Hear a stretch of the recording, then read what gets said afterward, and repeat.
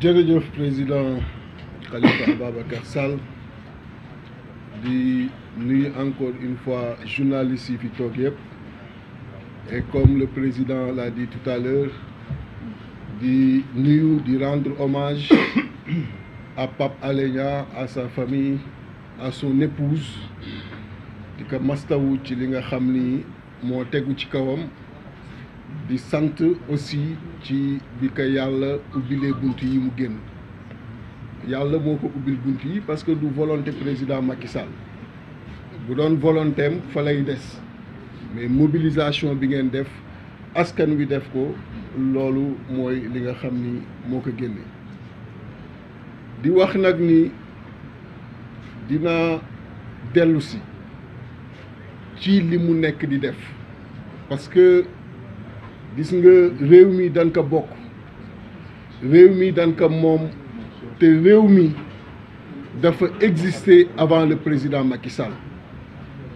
exister avant lui exister ci jàmm jooju tax mu jël Sénégal te ëpp fi xam-xam mu jël Sénégal te ëpp fi jaar-jaar mu jël Sénégal ñu nangul ko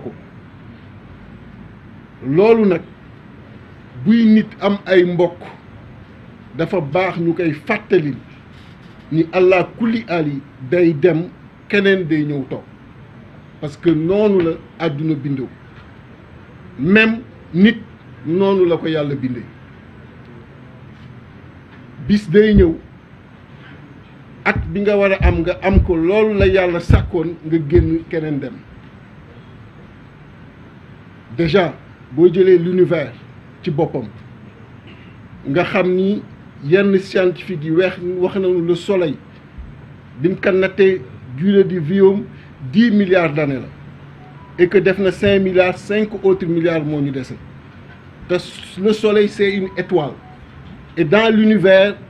il y a plus de milliards de galaxies et chaque galaxie fait plus de milliards d'étoiles ci loolu nga xam ni moom la ñu nattee seulement le soleil ñu ci wax 5 milliards moo ko desee yàlla ñun doomu aadama ku mu may gudd fan 100 ans la lay may wala 120 ans au grand maximum nga xam ni kon du dara li am solo mooy lu mu gàtt-gàtt lan nga fay liggéey ak lan nga fay baax donc bu la yàlla mayee ci 12 millions yàgg na ba tey 17 millions de sénégalais nga bokk ba fii ñuy waxee ci ñeent yi ko jiite bi ñu amee indépendance ak tey nga def 12 ans bu fekkee ni am nga ay mbokk yu wax ak yow nga wax ak sa bopp li la dese mooy ñooñu jox la loolu nga fexe ba booy dem nga bàyyi leen ci jàmm bu ko defee li la fi indi ñeneen mën ko continuer mais ku xool xam ni kii nekkul ci loolu président Macky Sall bi mu toogee la commencé di liggéeyal deuxième mandat bi mu amee deuxième mandat la commencé di liggéeyal troisième mandat bi mu toogee la engagé le combat contre le PDS essayer de décapiter le PDS parce qu'il préparait un deuxième mandat écarter le président Karim Meïssa Wade bi mu jàllee ci loolu engager le combat contre Taxawu Sénégal essayer de décapiter Taxawu Sénégal xool nu mu écarter Khalifa Ababacar Sall mu paree ci loolu am 2019 son deuxième mandat ni naa commencé waat le même exercice naa fexe nu ma tàmbalee décapiter le PASTEF engagé loolu ni naa xool nu ma tàmbalee décapiter le PUR bu paree loolu ci ban parti la jëm gis nga il se pense intelligent on peut le lui concéder mais il doit également savoir qu'il n'a pas en face de lui des fous on est autant ou plus intelligent que lui lu mu yëkkati na xam ni xam nañu lu tax mu yëkkati ko ak fu mu jëm te kar bi war daan ko ca kar parce que mënul continuer di penser qu'il y a dans ce Sénégal deux droits le droit que lui il décide qui ne ci benn kay nekkul ci benn support juridique mais un droit lié à sa volonté du jour à la volonté de ses ambitions droit boobu mooy décider xool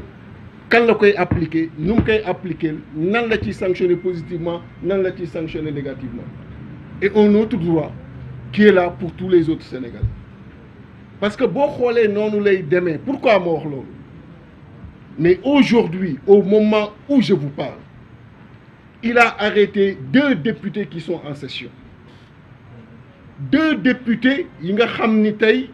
suba war nañ leen xaar biir Assemblée nationale ñu war a mën a voter motion de censure mais yéen ñëpp toog fii ku xamul règlement intérieur du Sénégal amul ku xamul constitution bi amul sénégalais fu mu mën a ne ci biir réew mi ak fu niveau jàngam toll xam na ni député du da nga koy arrêté nu mu la neexee xam na ni député du da nga koy jël emprisonné ko nu mu la neexee député dafa am immunité parlementaire président Macky Sall dafa am immunité mais pourquoi se permet-il